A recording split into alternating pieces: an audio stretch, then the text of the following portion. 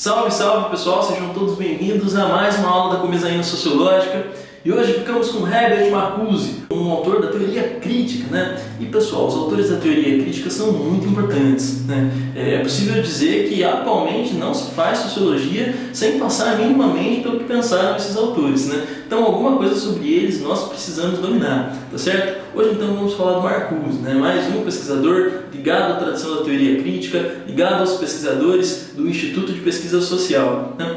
Que eram autores que reuniam ali influências do marxismo, da teoria sociológica e também da psicanálise para tentar entender o fenômeno dos regimes de massa, né, os regimes totalitários de massa, o nazifascismo, também as crises da modernidade, as crises do regime capitalista, né? Então, o Marcuse faz o quê, né? A pergunta fundamental que move o pensamento do Marcuse é por que é que os trabalhadores não optaram por uma alternativa progressista, por uma alternativa revolucionária, pela alternativa de reforma e de revolução, né, do atual sistema da sociedade, do atual status quo, e aderiram às formas mais brutas da barbárie, né? É também um questionamento que o Adorno e o Horkheimer estão fazendo na dialética do esclarecimento, né? Por que a humanidade, ao invés de entrar num estado verdadeiramente humano, se afunda cada vez mais na barbárie? O Adorno também vai recorrer à psicologia freudiana para tentar explicar a personalidade fascista, o teor da propaganda fascista, e esse foi o assunto do nosso vídeo antigo, né, do nosso vídeo passado, o Café Livro Sala. Então, se você quiser saber um pouquinho mais do que o Adorno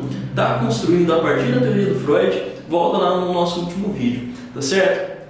E agora Marcuse, né? Então, Marcuse se pergunta por que os trabalhadores não aderem à revolução, mas sim à reação. E ele vai estudar isso no seio da sociedade norte-americana, né? Nos Estados Unidos da América, na sociedade do self-made man, né? Aquele do faça você mesmo, a sociedade da meritocracia, a sociedade de estímulo exacerbado sobre o papel e o protagonismo do indivíduo como o senhor da própria vida, né? Como uma espécie de empreendedor de si mesmo. E o Adorno vai perceber como essa sociedade de uma democracia liberal também é uma sociedade onde se realizam muitas opressões, né? Uma espécie de introjeção da castração que faz com que os indivíduos possam se submeter às regras de uma sociedade de mercado competitivo, de mercado agressivo, perfeito? Então aí também faz um paralelo com o que o Freud estava pensando, né? Com a teoria freudiana.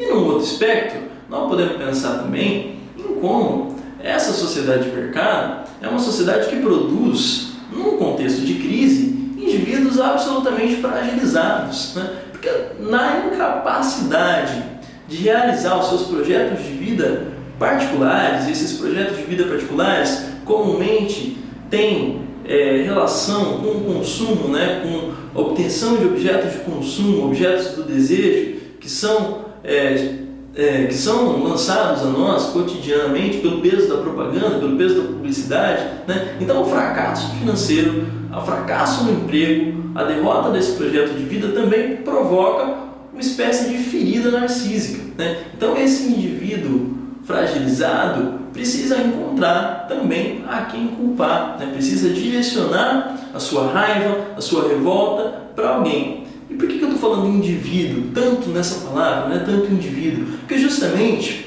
o Marcuse está percebendo que esse modelo de sociedade é um modelo de sociedade que provoca um desligamento entre o indivíduo e a classe social, né? Se a classe social é a vanguarda da revolução, daí tornando a Marx, né? Se o proletariado era a negação completa do sistema burguês, então por que os proletários não escolheram a revolução? E sim o fenômeno mais bárbaro que foi o nazifascismo, né? Justamente porque essa sociedade que fortalece o indivíduo, que joga a luz sobre o indivíduo, coloca o indivíduo como responsável pela realização da própria felicidade, é uma sociedade que promove o desligamento do indivíduo com a classe, né? Portanto, essa sociedade da democracia liberal, que introjeta a castração, que submete os indivíduos a esse modelo de sistema muito pautado pelo consumo, é o que o Marcuse vai chamar de bolha capitalista, né? E é o que faz com que alternativas antissistêmicas sejam cada vez mais improváveis, né? Cada vez mais difíceis de serem ali articuladas. Por que esse paralelo é interessante? Porque justamente o que levou à ascensão do nazismo na Alemanha? Justamente a crise, né? A crise econômica. E a crise econômica é um produto da sociedade capitalista. Isso aparece tanto na América quanto na Alemanha nazista, quanto na Itália fascista, né? A crise que faz com que esse indivíduo fragilizado procure a quem culpar. E aí então, esse é o cenário perfeito para a ascensão do Führer, né? Para a ascensão de ideologias totalitárias pautadas no ódio, na revolta, na violência. Perfeito, pessoal? E por que isso tudo faz sentido? Né? Faz sentido porque, assim como disse Brecht, a cadela do fascismo está sempre no cio. Né? E esse esforço de identificar também numa sociedade democrática o contexto que predispõe à ascensão do nazifascismo talvez seja a principal contribuição que o Marcuse tem a oferecer para a teoria social crítica de sociedade, né? Isso é uma espécie de desdobramento daquela procura do Marcuse de contrapor a frase de Hegel de que o real é racional. O que Marcuse diz é que justamente aquilo que é verdadeiro, né? Aquilo que é real, aquilo que existe, não pode ser racional. O que ele está tentando demonstrar com isso? O Marcuse está demonstrando com isso que os sistemas sociais, os modelos de organização da produção, por muitas vezes não têm ligação direta com as necessidades humanas, com os desejos de uma sociedade mais justa e igualitária, mas justamente são novas formas de opressão, são novas formas de castração,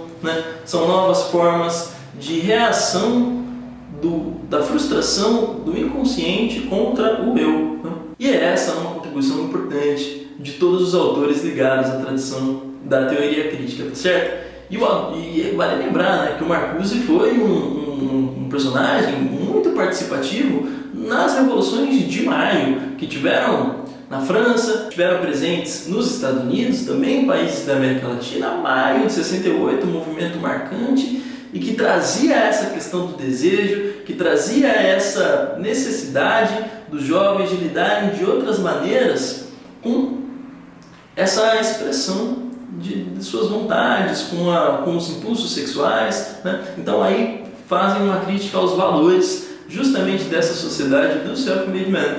E o Marcuse foi um professor que teve atuação bastante expressiva nesses movimentos, tomando o lado dos estudantes, né? Tomando o lado revolucionário. Tá certo, pessoal? Então eu espero que sobre Marcuse estejamos entendidos. Se sobrou alguma dúvida, coloca aí nos comentários. Se você tiver outros autores, outras autoras que você quer ver aqui na Comezaina Sociológica, também coloca aí pra gente. A gente vai conversando, a gente vai batendo um papo. Perfeito? Sempre buscando aí oferecer o melhor conteúdo possível para vocês. Tá certo? Então, curtam nosso vídeo, espalhem nosso conteúdo, se inscrevam no canal, se cuidem, um beijo e até a próxima.